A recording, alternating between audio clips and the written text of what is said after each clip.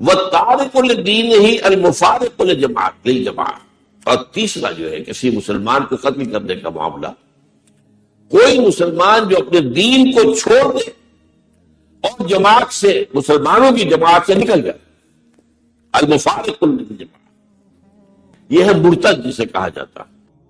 مرتد کی سزا بھی قتل ہے۔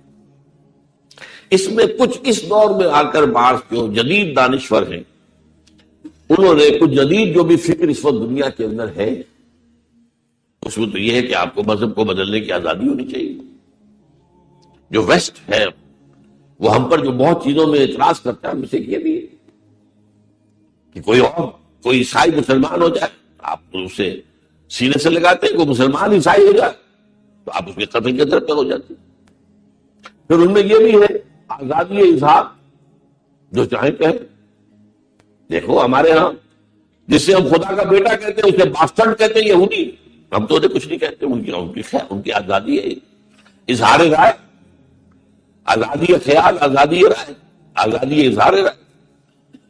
تو یہ کچھ چیزیں ایسی ہیں جدید تہذیب کی کہ جن کی گھٹی میں وہ جدید تہذیب کے جراثیم پڑ گئے ہیں، ان کی سمجھ میں نہیں آتی، اور اسلام کے یہ احکام ان کے سمجھ میں آنے والے نہیں۔ لیکن یہ کہ بہرحال اسلام کا قانون یہی ہے۔ میں عرض کر رہا تھا کہ اس کے زیر اثر کچھ ہمارے جدید جو ہیں دانشور، انہوں نے یہ کہنا شروع کیا ہے کہ محض مرتد جو ہے واجب القتل نہیں ہے، مرتد ہو کر وہ اگر اسلامی ریاست کے خلاف کوئی سازش بھی کر رہا ہو تو واجب القتل ہے۔ لیکن یہ اضافہ ہے ان کا جدید، اس جو اثرات ہیں اس کے زیر، اس کی دباؤ کے تحت جو ہے انہوں نے یہ رائے قائم کی ہے، ورنہ سیدھی سیدھی بات جو ہے وہ قتل مرتد ہے، مرتد کو قتل کیا جائے گا۔ اس کے لیے بھی اصل میں جو سند ہے وہ تورات سے، اور وہ یہ ہے کہ جب حضرت موسیٰ علیہ السلام کو اللہ تعالیٰ نے کوہ طور پر بلایا 40 دن کے لیے اور تورات عطا کی، پیچھے سامری نے بچڑا بنا دیا ہے۔ وہ بچڑا جو ہے جو دھات سے بنایا گیا، سونا چاندی یہ زیورات تھے جو بنی اسرائیل کے پاس وہ جمع کروائے اور انہیں پگھلایا اور اسے بچڑا بنایا، اور وہ ایسا بنایا کہ اس میں سے ہوا گزرتی تھی تو آواز نکلتی تھی جیسے بچڑے کی آواز۔ کہا یہ ہے تمہارا خدا، یہ موسیٰ تو خامخواہ بھٹک گیا، یہ تو غلط راستے پر پڑ گیا ہے، جو کہاں گیا ہے، یہ تو خدا یہاں موجود ہے، وہ کہاں گیا، وہ وہاں کوہ طور پر گیا خدا کے لیے بننے کے لیے۔ تو بہت سے لوگ جو ہے بنی اسرائیل میں سے وہ اس وقت بچڑے کی پرستش کے اندر مبتلا ہو گئے۔ اب یہ کھلا کفر تھا، جو اس لیے کہ یہ شرک جلی ہے، بالکل واضح شرک۔ ایک شرک ہوتا ہے جو چھپا ہوا ہے، اس چیز کے بارے میں نے آپ کو حدیث بھی سنائی ہے کہ اگر آپ نماز پڑھ رہے ہیں لیکن آپ یہ دیکھیں کہ کوئی شخص آپ کو دیکھ رہا ہے، اب آپ نماز جو ہے بہت اچھے اطمینان سے سجدہ جو ہے زیادہ طویل کر رہے ہیں، یہ بھی شرک ہے۔ پہلے آپ کا سجدہ ہو رہا تھا 3 سیکنڈ کا، اب ہو گیا 5 کا، یہ 2 سیکنڈ کس کے لیے لگائے آپ؟ اللہ کا تو 3 سیکنڈ کا تھا، تو یہ بھی شرک ہو گیا۔ یہ لیکن شرک خفی ہے، اس پر کوئی حکم نہیں لگایا جا سکتا، اس پر کوئی فتویٰ نہیں ہو سکتا، اس پر کوئی پکڑ دھکڑ نہیں ہو سکتی، یہ تو اندر ہی ہے۔ یہ اس لیے بتایا گیا کہ ہم اپنا جائزہ دیتے رہے کہ وہ شرک جو ہے، جو ریاکاری کا شرک ہے، وہ کہیں ہمارے اندر پیدا نہ ہو جائے۔ من صلی یرائی فقط اشرکا ومن صام یرائی فقط اشرکا ومن تصدق یرائی فقط اشرکا۔ جس نے دکھاوے کے لیے نماز پڑھی اس نے شرک کیا، جس نے دکھاوے کے لیے روزہ رکھا اس نے شرک کیا، جس نے دکھاوے کے لیے صدقہ خیرات کیا اس نے شرک کیا۔ تو یہ شرک خفی ہے، لیکن ظاہر بات ہے کہ بچڑے کی پرستش جو ہے وہ تو شرک جلی تھی، اور وہ گویا کہ مرتد ہوئے۔ لہذا اس کے بعد حکم دیا گیا کہ اب جب حضرت موسیٰ واپس آئے ہیں اور وہ سارا معاملہ ہوا تو طے ہوا، ہر قبیلے کے وہ لوگ جنہوں نے یہ شرک کیا ہے انہیں اسی قبیلے کے وہ لوگ اپنے ہاتھوں ذبح کریں کہ جو شرک سے محفوظ رہے۔ اور تورات بتاتی ہے 70,000 پیپل ور کلڈ، 70,000، اس لیے کہ 6 لاکھ تھے یہ لوگ جب نکلے ہیں مصر سے، تو 6 لاکھ کی تعداد میں تھے، ان میں سے 70,000 نے وہ جرم کیا تو وہ مرتد ہوئے اور وہ قتل کیے۔ بہرحال یہ تو ہوا ہے، مسلمان کی جان جو ہے ان 3 حالتوں کے سوا کسی صورت میں نہیں لی جا سکتی۔ شادی شدہ ہے اور زانی ہے، رجم کیا جائے گا۔ کسی کو قتل کیا قتل عمد جان بوجھ کر تو جواباً قتل کیا جائے گا قصاص میں، اگر مقتول کے ورثاء اسے معاف نہ کر دیں۔ اور نمبر 3، اگر کسی مسلمان نے اپنا دین ترک کر دیا، بدل دیا، اسے بھی قتل کر دیا جائے گا، اللہ یہ کہ وہ بھاگ جائے، اس ملک کو چھوڑ کر کہیں چلا جائے، وہ بات دوسری بات ہے، ورنہ یہ کہ اس ملک کے اندر نہیں رہ سکتا۔ اس کا ایک خاص پس منظر بھی ہے، وہ اب کیونکہ وقت ختم ہو گیا ہے، اس لیے کہ اس میں ایک سازش کا راستہ روکنا بھی مقصود ہے، اور اس سازش کا ذکر جو ہے قرآن مجید میں سورہ آل عمران کے اندر موجود ہے۔ وقالت طائفۃ، اب ایک بڑی سازش کا ذکر ہو رہا ہے کہ جو انہوں نے کی تھی مسلمانوں کے خلاف اور محمد رسول اللہ کو ناکام بنانے کے لیے۔ سازش کا پس منظر کیا تھا کہ چونکہ صورتحال یہ آ چکی تھی دنیا کے سامنے کہ جو ایک مرتبہ دائرہ اسلام میں داخل ہو جاتا تھا، اب چاہے اسے مار دیں، اسے پیٹیں، اسے بھوکا رکھیں، اسے سزا دیں، جو بھی ٹارچر کریں، واپس نہیں آتا۔ تو دھاک بیٹھ گئی نا کہ اسلام کے اندر کوئی ایسی کشش ہے، اسلام کے اندر کوئی ایسی حقانیت ہے، کوئی ایسی مٹھاس ہے کہ ایک آدمی بڑی سے بڑی قربانی دینے کو تیار ہے، ایک دفعہ اسلام قبول کرنے کے بعد اسلام کو سے دستبردار ہونے کو تیار نہیں۔ یہ جو ساکھ بن گئی تھی، اس کو توڑنے کا ذریعہ سوچا انہوں نے کہ ایسا کرو، صبح کے وقت اعلان کرو کہ ہم ایمان لے آئے، سارا دن محمد کی صحبت میں رہو صلی اللہ علیہ وسلم، شام کو کہہ دو جی دیکھ لیا ہم نے، کچھ نہیں ہے یہاں، یہ دور کے ڈھول سہانے ہیں، ہم تو اپنے ہی کفر میں جا رہے ہیں، اپنے ہی راستے پہ جا رہے ہیں۔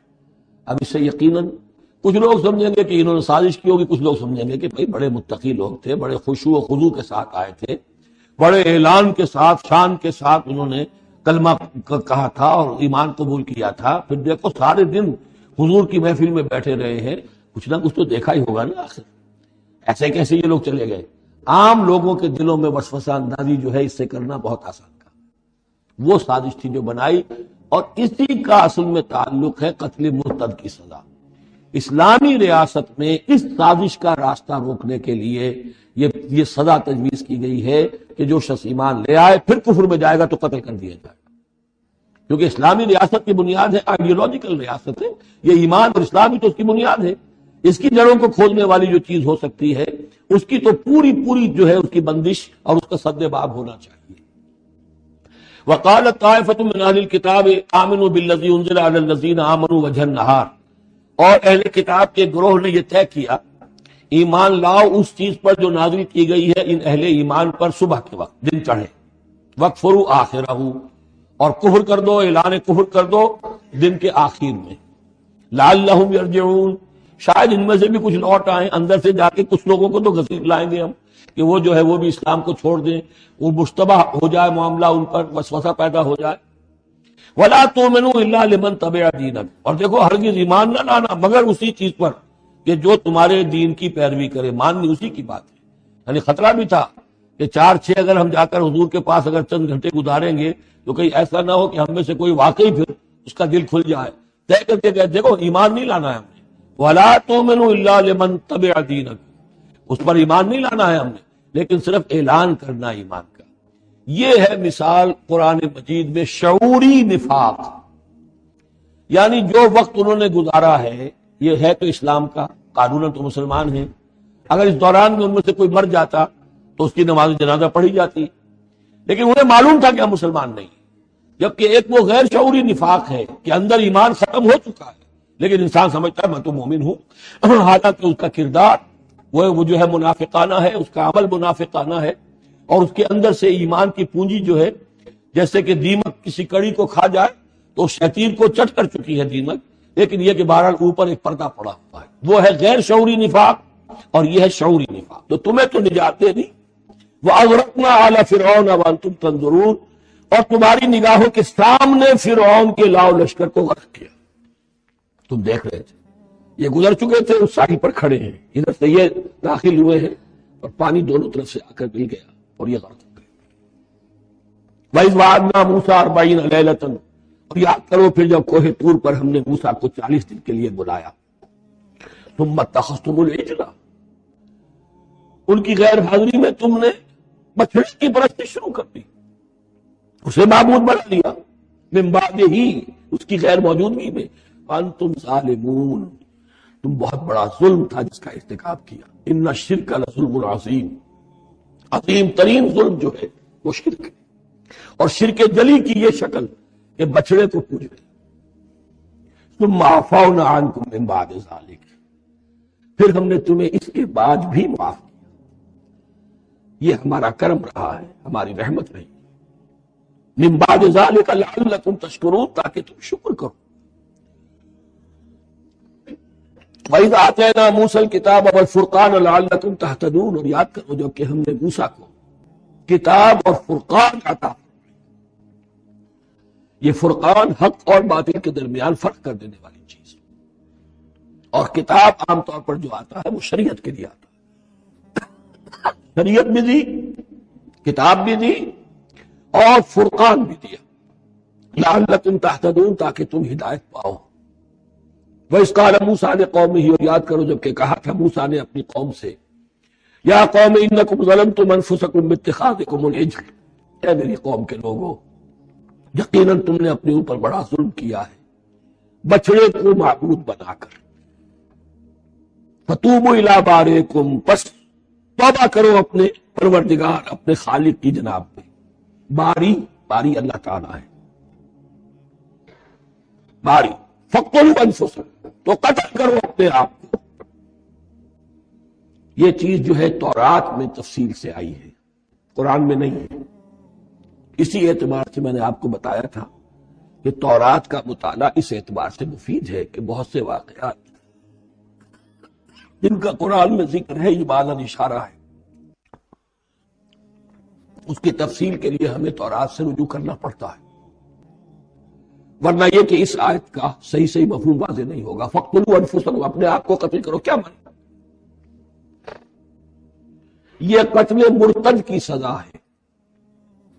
وہاں معلوم ہوتا ہے کہ حضرت موسیٰ نے یہ حکم دیا. 12 قبیلے تھے، ہر قبیلے میں سے کچھ لوگوں نے یہ کفر اور شرک کیا، باقی لوگوں نے نہیں کیا. انہیں حکم دیا گیا کہ اپنے قبیلے کے لوگ ان کو قتل کریں جو ان کے قبیلے میں سے اس کفر کے مرتکب ہوئے. انفسکم سے مراد یہ اپنے قبیلے کے لوگوں کو تم قتل کرو. اس لیے کہ قبائلی زندگی جو ہوتی ہے آپ کو معلوم ہے، اس میں کوئی اور قبیلہ ہاتھ لگا دے تو قبائلی عصبیت بھڑک اٹھے گی. 70,000 یہودی قتل ہوئے. اس سے بڑی توبہ اور ممکن نہیں. اس سے بڑا پرج، کسی بھی آئیڈیولوجیکل پارٹی کے اندر پرج بہت ضروری ہوتا ہے. کچھ لوگ آ گئے ایک نظریے کو قبول کر کے، نظریہ اوجل ہو گیا، کچھ مفادات، کچھ چودراہٹیں، یہ مقدم ہو گئی. اسی سے جماعتیں خراب ہوتی ہیں، غلط راستے پہ پڑ جاتی ہیں، تحریکیں بھٹک جاتی ہیں. تو آئیڈیولوجیکل پارٹی، نظریاتی جماعتیں پرج کرتی رہتی ہیں کہ جو بھی ہمارے نظریے سے ہٹ گئے اب کو کاٹ کر الگ کر. یہی سے قتل مرتد، تو یہ چیز حدیث میں ہے یا پھر قرآن میں یہاں ہے. اس حوالے سے جو لوگ ہمارے ہاں بعض علماء بھی ہیں، جدید دانشور ہیں، جو قتل مرتد کی جو حد ہے اسلام میں اس کو تسلیم نہیں کرتے. لیکن میرے نزدیک یہ شریعت موسوی کا تسلسل ہے کہ شریعت موسوی کی جس شے کو بدلا نہ گیا ہو، جس کے بارے میں صراحتاً یہ معلوم نہ ہو کہ یہ شے تبدیل کر دی گئی، تو وہ شریعت محمدی کا جرم بن گئی. زنا پر رجم کا معاملہ بھی یہی ہے. قرآن مجید میں رجم کی صحیح آیت کوئی موجود نہیں ہے، حدیث میں ہے. قرآن مجید میں مرتد کے قتل کے لیے کوئی آیت موجود نہیں ہے، حدیث میں ہے، سنت میں ہے. اور دونوں کی کا جو منبع ہے وہ اصل میں تورات ہے. تو اس بات کو اچھی طرح نقل کر دیجئے. یہ جگہ اکثر لوگ جو ہے یہاں بہت سرسری طور سے گزر جاتے ہیں، یہ بہت اہم ہے. اور اس کے لیے تورات کی طرف رجوع کیجئے. 70,000، 6 لاکھ کل تھے جب یہ مصر سے نکلے ہیں. 6 لاکھ تھے. کتنے عرصے کے بعد پیننسولا پہنچے ہیں، سینائی پیننسولا میں اور طور میں، کچھ اور ان کی تعداد بڑھ گئی ہوگی، لیکن یہ کہ ان میں سے 70 لاکھ کو قتل کیا اپنے ہاتھوں سے. ہر قبیلے نے اپنے جو مرتد تھے ان کو اپنے ہاتھ سے قتل کیا. فَتُوبُوا إِلَىٰ بَارِئِكُمْ فَاقْتُلُوا أَنفُسَكُمْ ذَٰلِكُمْ خَيْرٌ لَكُمْ عِندَ بَارِئِكُمْ، یہی تمہارے لیے تمہارے رب کے نزدیک بہتر بات ہے. فتاب علیکم، تو اللہ نے تمہاری توبہ قبول کر لی۔ توبہ قبول کس طرح ہوئی؟ یہ تزکیہ ہوا ہے امت کا کہ ان میں سے جن لوگوں نے اتنی بڑی غلط حرکت کی ہے ان کو کاٹ کر، ذبح کر کے، کو قتل کر کے پھینک دیا۔ انہ هو التواب الرحیم، یقیناً وہ تو ہے ہی بہت توبہ